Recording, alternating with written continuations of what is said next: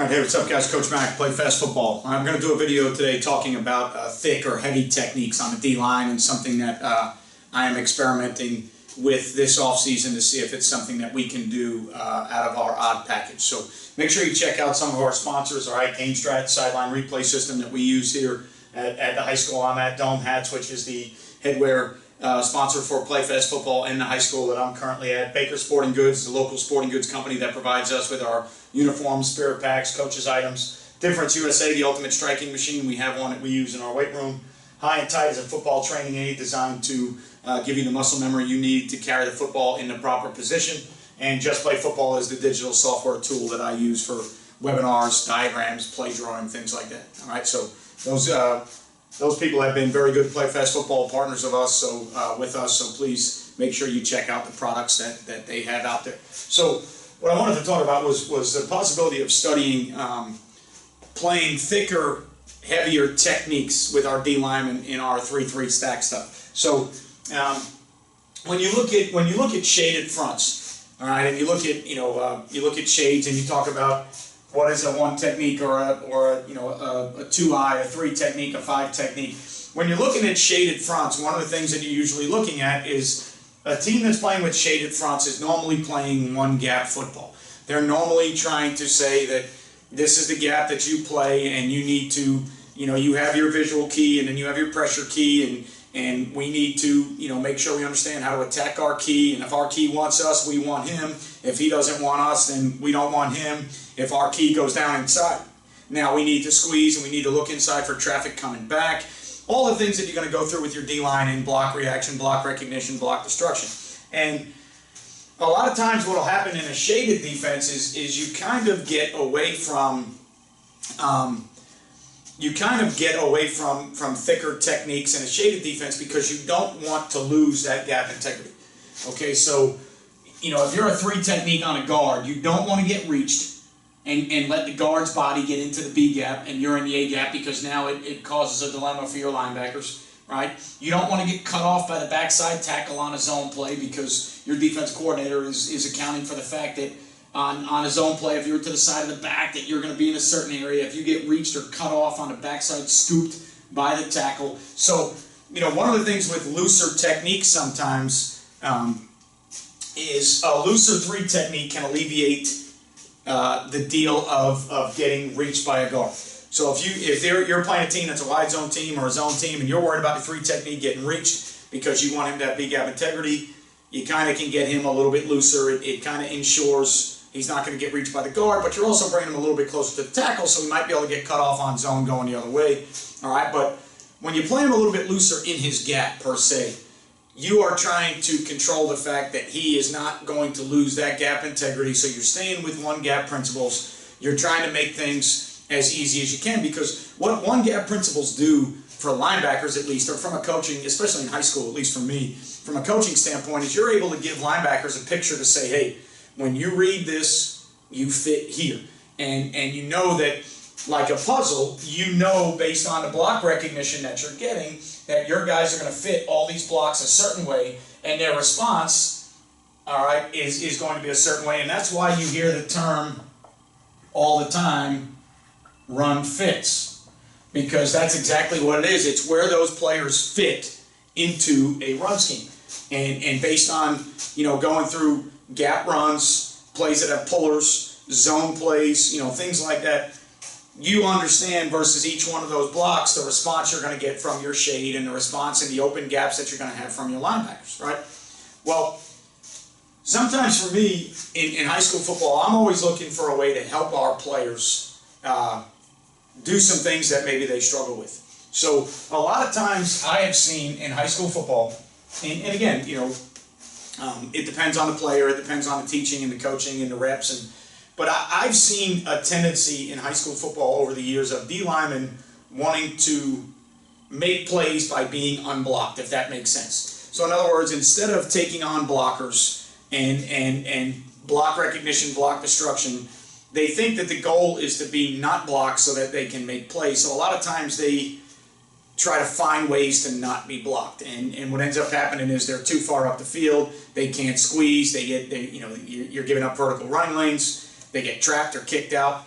So, you know, one of the ways I try and help guys like that is you try to bring them thicker to the body that they're on so that they almost can't avoid contact, or at least if they run up the field, they're still tighter to where you want them to be, even though the block reaction is not exactly what you want it to be on a squeeze scenario. So in an even defense, all right, this was always talked about being, you could do it with the weak side 5 and you could do it with the 3 technique. Now, why could you play them thicker, heavier? Because they don't have a defensive player on the first level to an inside gap of theirs. So if you play them thicker or heavier and they lost their gap, okay, as long as the technique was aggressive, you could then take the back door of the next gap because there's nobody in it. Okay, so because there's no interior player next to you, you could play a little bit thicker, take the chance of being reached if you can aggressively play through the back door of the reach block because, all right, you can fix it with guys that are behind you.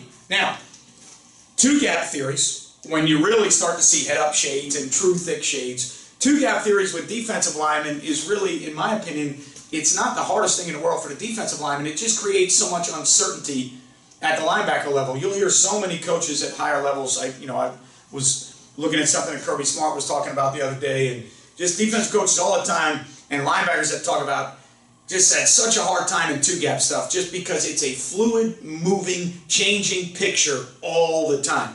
And as coaches, we want to kind of dictate a scenario that we can practice, we can work on, we can replicate, and we want to create that scenario over and over again so it just becomes repetition and human nature for our kids to see something and go, that's where I fit, that's where I belong. That's what, to me, you know, all the really sound high school run fit teams that defeat runs outside of bodies and talent, it's people that just fit schemes and their kids know where they're supposed to be in the scheme, in the front, in the coverage, right? So 2-gap stuff is so fluid and so moving that when you have a body that is thick on a player and it may not declare itself until late, that second level player, that linebacker that has to fix the fit of the front level player that's 2-gapping, that gets real cloudy at times when that guy is thick down a body and he doesn't have a shade one way or the other,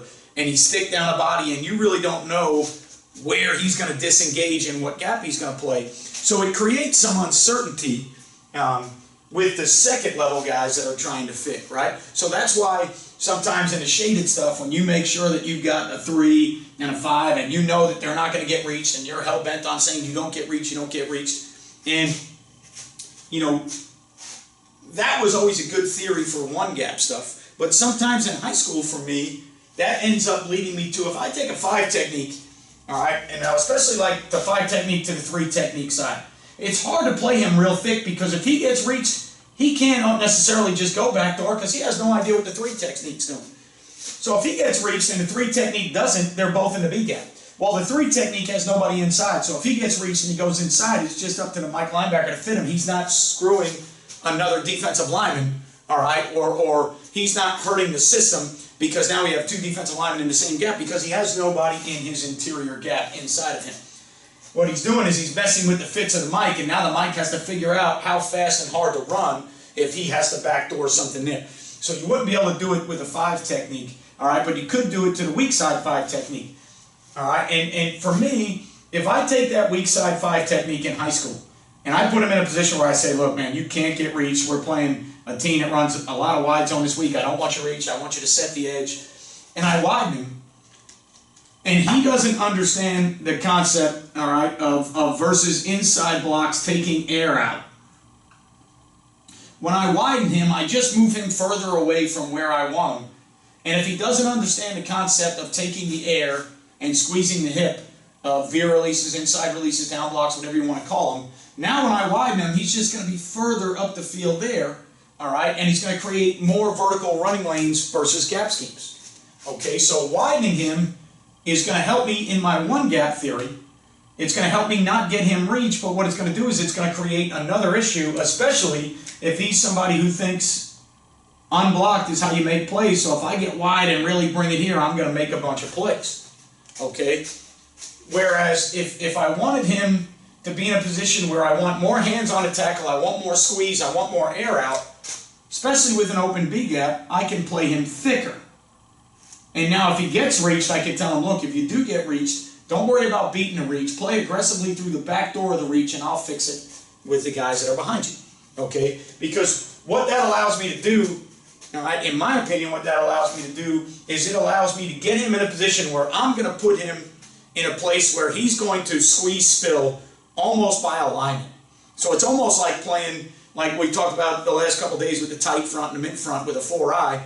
You're basically spilling by alignment. You're sending the ball to a C-gap edge. Whether or not that edge is soft or secure is an argument for another day, but you're getting the ball to do what you want it to do based on a technique. So by bringing that 5 technique thicker and allowing him to play the back door of all those blocks, all right, now I know that if he gets it down inside, even if he runs up, if I bring him in here thicker and versus a down block, he runs up the field. So you get this down block, all right, I bring him thicker and he still is a player that wants to do this.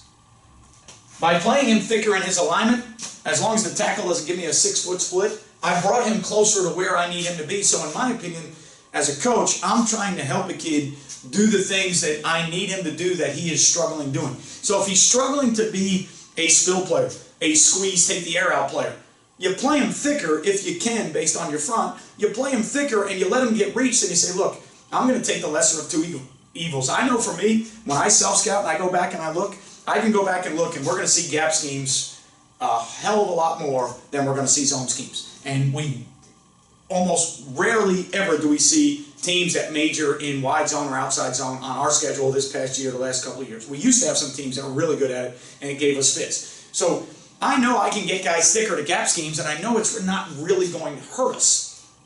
All right?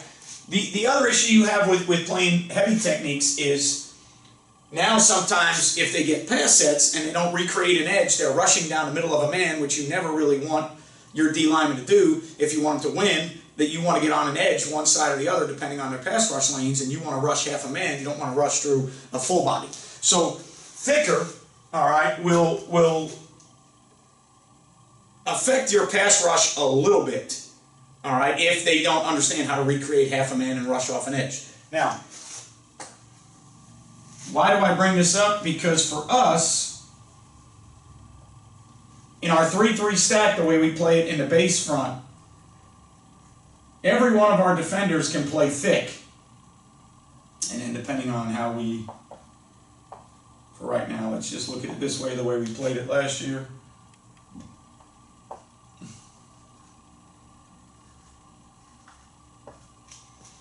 Okay, so every one of our, for us in the stack front, this is why I'm looking at it. This is not the way, the last 2 or 3 years we played this as 5 techniques, all right? And obviously the nose was head up on the center, so he was thick, but we moved the nose.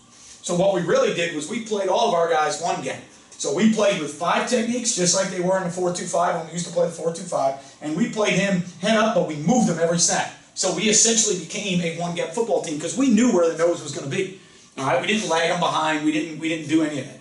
So what I started looking at for some of the things that we struggle with, all right, was what if we played our stack front and we played all these guys thick and heavy, all right, not necessarily tight all the time, 4-eye where you know where he is, but we're playing them head up and we're playing them thick and we're playing them heavy, and essentially, all right, we are thinking about playing them as 2-gap players. Okay. Now, what's that going to do? It's going to make my fits behind them a lot more difficult. We're going to have to take a lot more reps for your linebackers and a lot more looks at what's going on. What's it going to do for our guys? It's going to bring them closer to contact. It's going to bring them closer to where we need them to defend these things. Okay? It's going to bring them closer to where we need them to squeeze and take the air out and take away vertical running lanes. Because if we're in this front, what do we have? We essentially have 2 bubbles, all right? So now our linebackers are going to have to take on guards, and that's why we did the video the other day talking about the tight front or the mid front and being able to change your front so you don't always have to be take-on linebackers. In other words, you don't always have to take on these big guards and offensive linemen. But in our base stack stuff, all right, and again, none of the stuff that I do is mine. It's all ideas that I get from watching, seeing other things. and saying to myself, I think I can do that. So when I watch some of these teams that are now playing odd, tight, broken stack like Iowa State and Baylor in 2019 and Arizona State for a little bit and San Diego State and all different teams, New Mexico now, that are playing broken stacker 3-3 defense stuff. I look at them and say to myself, what are they doing? All right, and obviously if I could ever sit down and talk to someone, it's great. You get a playbook, you can kind of understand some stuff, but I try and look at it through my eyes and go, can we do that?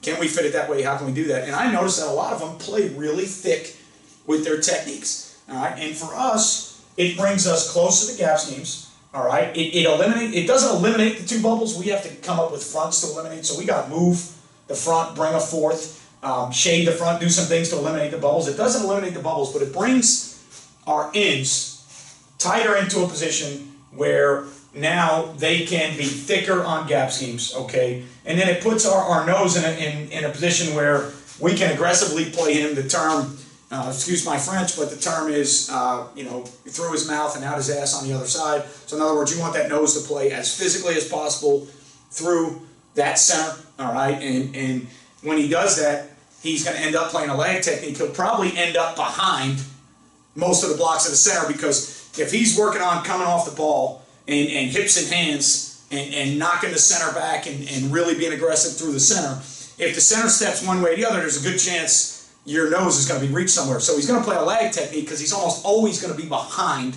the center in that A-gap. So when he's two-gapping, I don't know if he's necessarily, now maybe Vince Wilfork and those guys do, I don't know if he's just necessarily eating up both A-gaps because of his body, but what he's doing is based on the block of the center, it'll determine which A-gap he plays, and then you're always going to fit it with another stack linebacker behind him, right? So he ends up in one A-gap, and we fix it from behind there. So now we can play the nose real thick, and we don't have to worry about shooting left or right, to the back or away from the back. We're going to play him thick and lag him, all right? And then we're going to do the same thing with the ends on the tackles. And now the only thing we got to worry about, two things to me, in my opinion, is now we might get reached. So now we got to get these guys to understand how to play through the back door of the reach and get the front side, the backers to run. And that picture changes now a little bit. So it's a thing for the linebackers that's an ebb and flow of a moving, system of fits that's fluid and changing all the time. So you got to work on that. All right, and then we got to get them to recreate an edge if they get pass set. So now that they're thick, if they get pass set, we don't want them rushing thick. We line them up thick. We want them thick in the run game, but now if they get pass set, we want to try and recreate an edge. Or if we play, the great thing about, to me, in a three-man front about playing thick, is if you have a guy that is a spy or an add-on rusher, he can two-way go in his pass rush when he's thick. So he gets pass set, he's down the middle of the guy, now he can two-way go, and if he misses and you get any scrambles, you recreate, contain with your late rusher or your add-on rusher. Okay, so for us with all the gap schemes, and here's the way I look at it. I want something that's going to help me. If I play him thicker, because I think it's going to help me take the air out of some down blocks and some gap schemes, all right?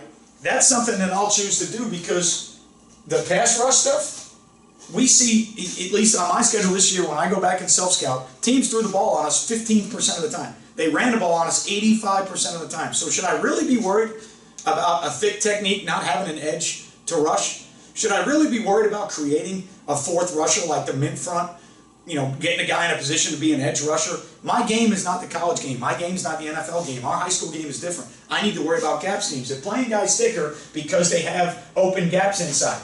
So when I play these guys thicker, it doesn't matter. They're never going to end up in the same gap as another defensive lineman, because if I play him thick and you get zones this way, if he backdoors in this B gap, there's never going to be another defensive lineman that can possibly be in that B gap. All right, the guys it affects is these guys behind him. So now if we go to something that's thicker because we think it can help us with gap schemes, well then that's a decision we need to make and not worry about pass rush. I'm not worried about recreating an edge on pass rush in high school when 85% of the time I see, runs, gap schemes. Okay, so just something that I've been looking at with teams that I've watched on film, something that I've been thinking about how to play, going back to the even front, and I know a lot of people will think this is crazy, but we thought about playing, instead of a 3 and a 5, we thought about playing a 2 and a 4, all right, to a front side and leave a shade and a 5 on the back side, and let's just say there's a sniffer sitting here and we're getting gap schemes. We thought about playing a 2 and a 4 People get crazy if I draw the... So we thought about being head up with both of these, bringing us tighter to gap scheme. So now, we can get tighter to where we can almost, like the tight front, almost get the ball to go where we want it. We weren't seeing a lot of outside zone. We weren't worried about these two guys getting reached and reached because those aren't the schemes we were seeing. We were seeing power counter, and if we were, to the side that we were setting, instead of a 3 and a 5, we thought about playing head up in a 2 and a 4. And we thought about almost 2 gap in both of them. All right, and saying, all right, look, so now when we get, when you get the gap scheme, he's got to take him on head up. It changes the angle of the double team a little bit, but now I feel like we can strike. If he wants me and I want him, I can strike that a little bit better and then feel the pressure of the double coming down. And because instead of being in a 5, I'm now head up in a 4, off of that, I feel like I'm a little bit tighter to that kick out block, so I've constricted some of the lanes. So I even thought about doing that, even though it might be unconventional and maybe some people will think it's not sound. I thought about doing that just because gap schemes drive us so crazy that you got to come up with answers. And as a coach, you've got to try and find answers for kids. That's your job. So I think we're going to experiment with heavy techniques, stick techniques moving forward. If we stay in odd and our base, I can tell you our base front will be thicker and heavier. It'll probably be 4-0-4 as opposed to 5-0-5. We'll probably have fronts where we do shade and get into a 5 with a shaded nose and a 4-eye backside. We will play the tighter, the mid front with 2 4-eyes and a possible walk-up 4th rusher. So I think we've got to add diversity to our odd package, and playing with thicker, heavier techniques to me is something that I think we can get away with, and I think, in my opinion, I think it helps our kids. Now, I know there's probably a lot of downsides to it, but when I look at the self-scout, what we got to defend, what we got to stop, I think it helps our kids. So if I think something helps our kids, I'm willing to give it a shot. If it doesn't work, we throw it out. All right, I appreciate everything you guys do for Play Fast Football. Make sure you turn the notifications on. Make sure you subscribe to the channel. Thumbs up, thumbs down if you like or don't like the content. Leave a comment. I respond to as many as I can. Stay safe out there so we can get the world hopefully back to normal. And again, remember, you won't play well until you play fast, and I'll catch you guys next time.